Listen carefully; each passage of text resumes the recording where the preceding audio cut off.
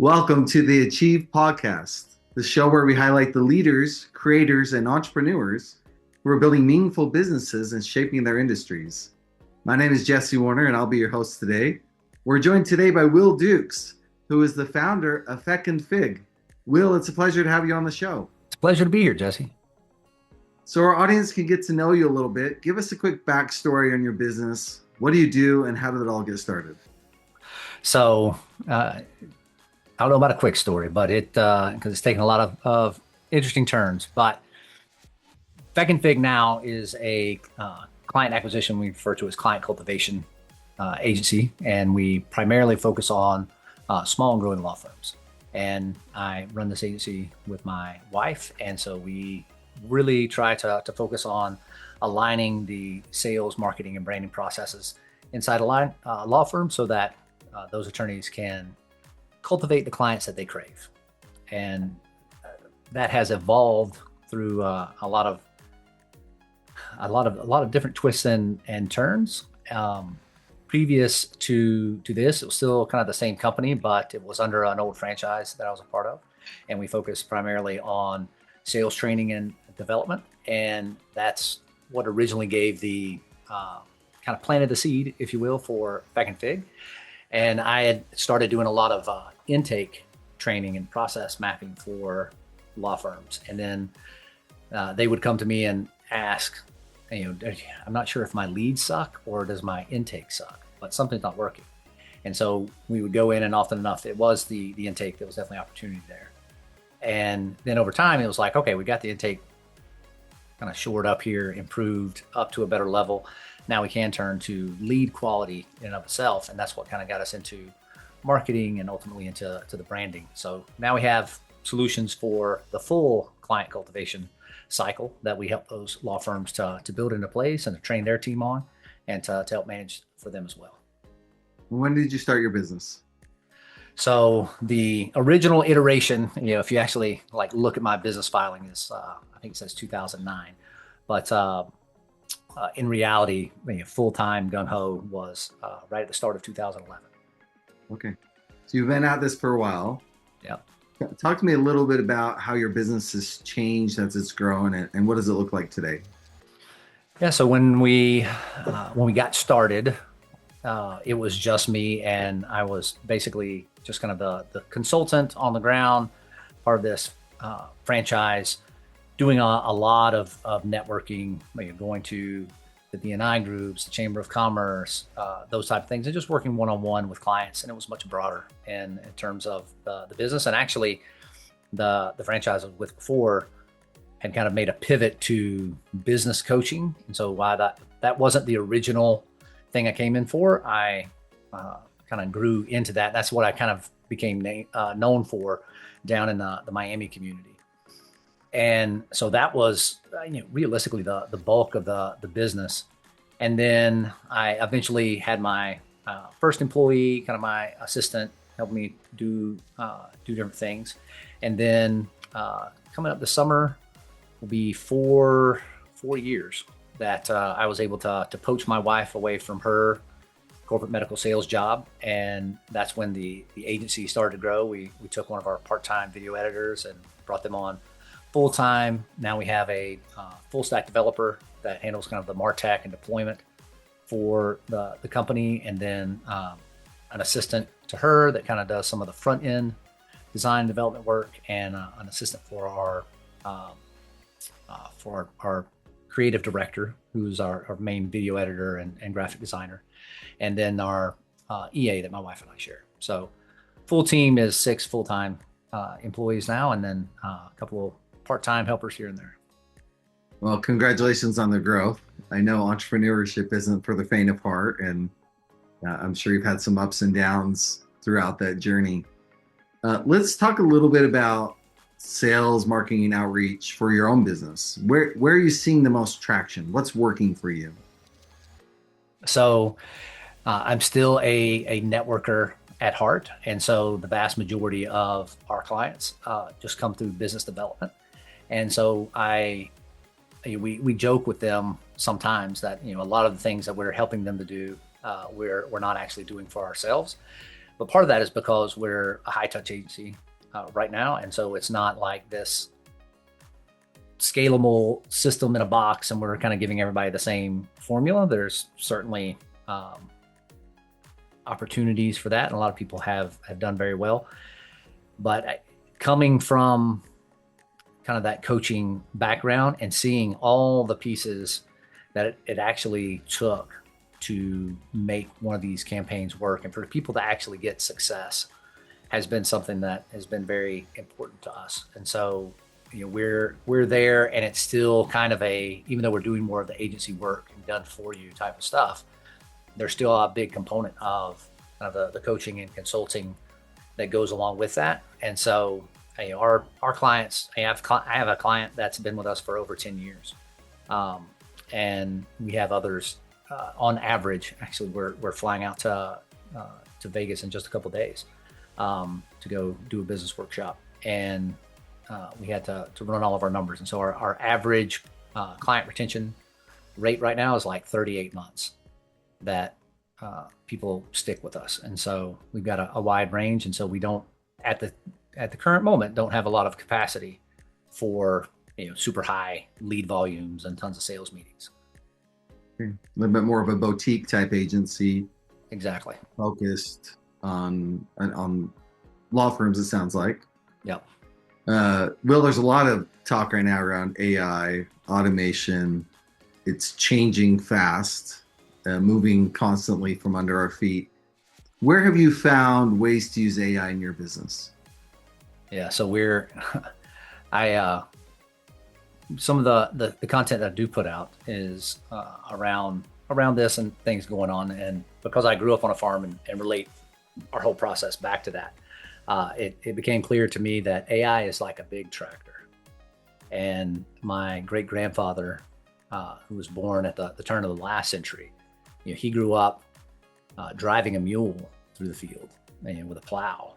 And by the time he passed away in the 80s, he'd seen this massive transformation where at the time when he was born, about 80% of the population actually worked on farms to feed the other 20%. And by the time he died, that had shrunk to only 5%. And the key change that had happened there was the invention of the small personalized farm tractor. And the tractor I grew up with, a single man could plow a field in 40, or it could plow a 40-acre field in a day. Whereas, my grandfather with a mule could only plow 1 acre a day. So like a 40x boost in productivity. And that was with a small tractor. And so I look at AI being very similar to that, right? Like it's not this big scary thing that a lot of people think it is. It is ultimately just a force multiplier. And it's ultimately just this big leverage tool. So I won't say I was the earliest adopters, and because we do a lot of copywriting and stuff, those early iterations were not really that great. But in terms of systemizing our processes, the workflows that we've built, that we're using AI prompts, and now getting into building out the agents that can go in and execute on that. We've already seen a huge boost in productivity from our team in being able to automate a lot of those processes. And there are definitely some things right now that there's no way that I would be able to do for our clients if I wasn't using AI to support that, because it would just take, it's not that a human couldn't do it, but it would just take far too long. And so everything from scripting and copywriting to analyzing data, one of the first agents I put out to our clients to help them really capture their brand voice and story, I made an interview bot where as an agent, where I could put them in a group on Telegram, and now the bot interviews them. And so they drop all that information and then synthesizes the whole thing into their brand profile, into content that comes out of what they say. And so that's just one small example. Well, as you try to scale, what are some of the constraints that keep showing up? Where do you keep bumping into things as you try to grow? So that's actually what we're flying to Vegas and are talking with Alex Hormozzi's team with on Monday. The biggest thing that we're facing right now is ultimately coming down and streamlining our offer. And so the transition from being a consultant where, yeah, I can pretty much help you with all these different things has been this constant evolution of, when I was just like a business coach in the chamber, I can certainly read a P&L and know how to do those things, but I'm not a financial consultant. I'm not an operational consultant. And so it really got narrowed down to, no, I'm just helping you with communication, sales, marketing. That's my lane. And then it was narrowing down the niche. No, we're not, it was very broad at first. All right, now we're just doing service businesses. Now we're just doing professional services. Now we're just focused on small law firms. And it's even getting niched inside that and the types of law firms that we work with.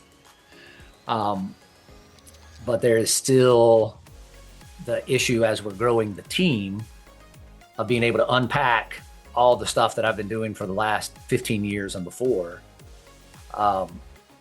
into those SOPs, into the systems and processes to actually nail down one clear offer that has one clear scope, a clear set of deliverables. And this is the solution that we are providing for you versus, hey, we can be with you for forever and continue to help you put out all the fires and things that are going on and incrementally move the needle up. And that was just I think I've always known, but finally got fed up with it enough to say, all right, I've got to do this now if I'm going to be able to step away from this business and not just be owning this consultancy job. When you look at the next stage of growth, what are you most excited about? Getting more of my weekends back. This is the first year in a long time that I'm actually not even planting my own garden, and that kind of bugs me a little bit. Some of my hobbies and things have definitely fallen by the wayside, and even the frequency that I would go to the gym and other things, because we've for the last 6 months to a year just like been nose to the grindstone, like systemizing, documenting, trimming things out.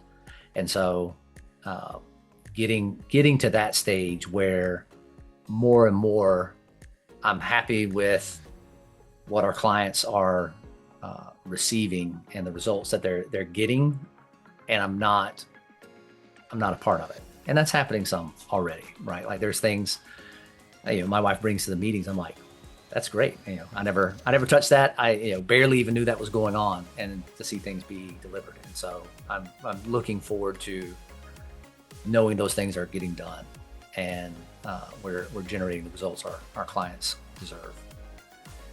So let's look back at the last 15 years or so that you've been doing this.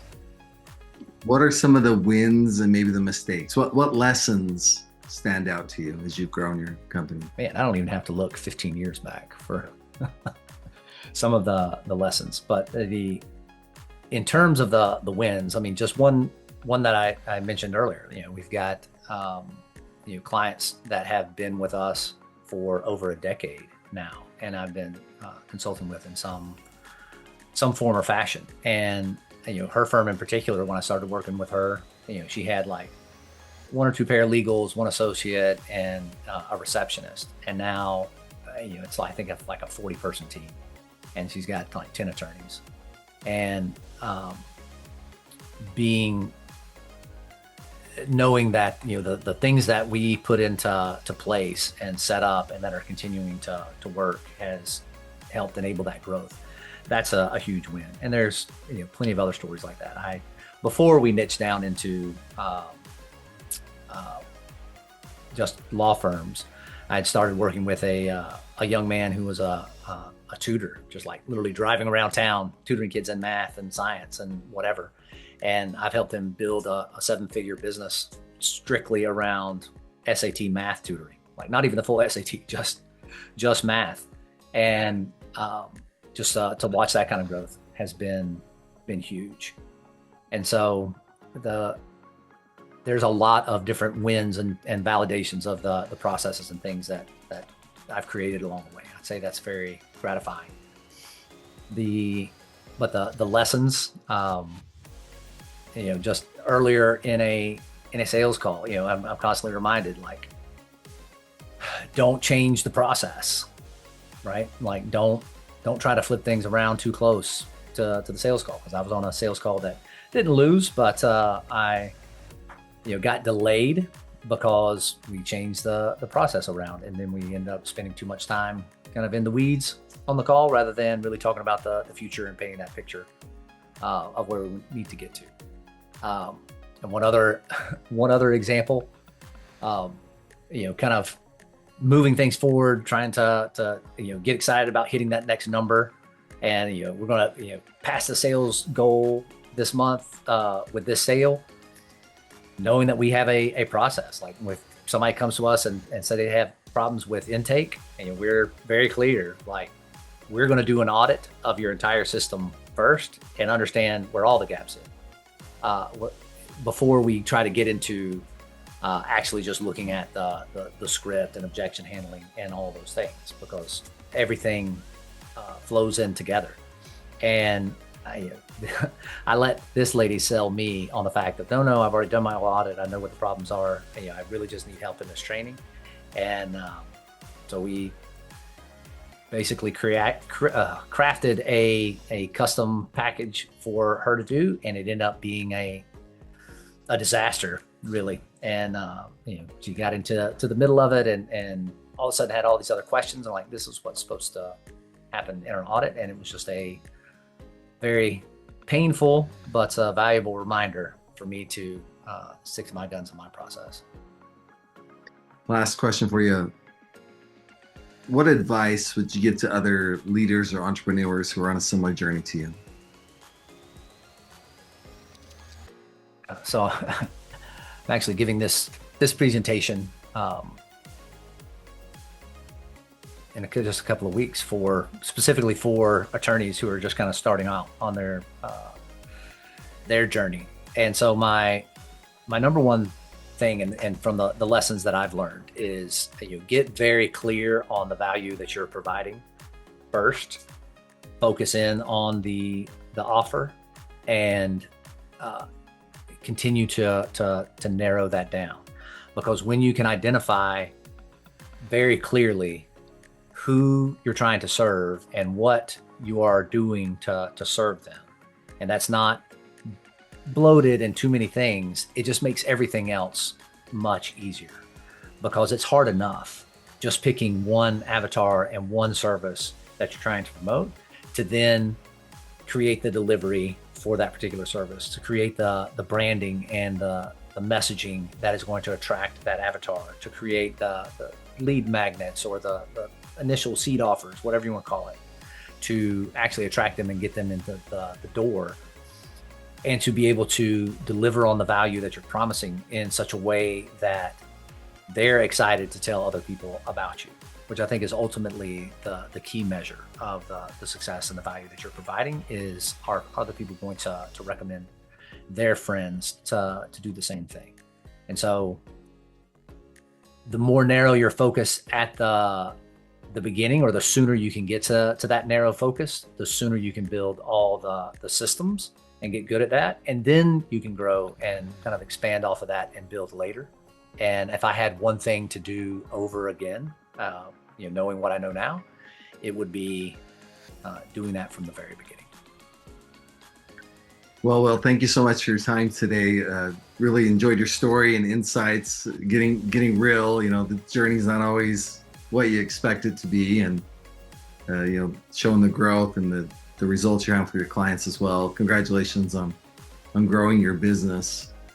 For those listening, if you want to learn more about what Will and his team are doing at FecundFig, you can visit FecundFig.com, and we'll have that link as well in the podcast page. But go ahead and learn more. If you're in the legal space, sounds like Will's a great person to know here, and would love to jump in and help. And that'll wrap up today's episode of the Achieve podcast. A big thank you to our sponsor, Achieve Fractional, which provides fractional executives for growing businesses. And if you enjoyed today's conversation, follow the show, share with another entrepreneur who'd also find value in it. And again, thanks for listening, and we'll see you on the next episode of the Achieve podcast.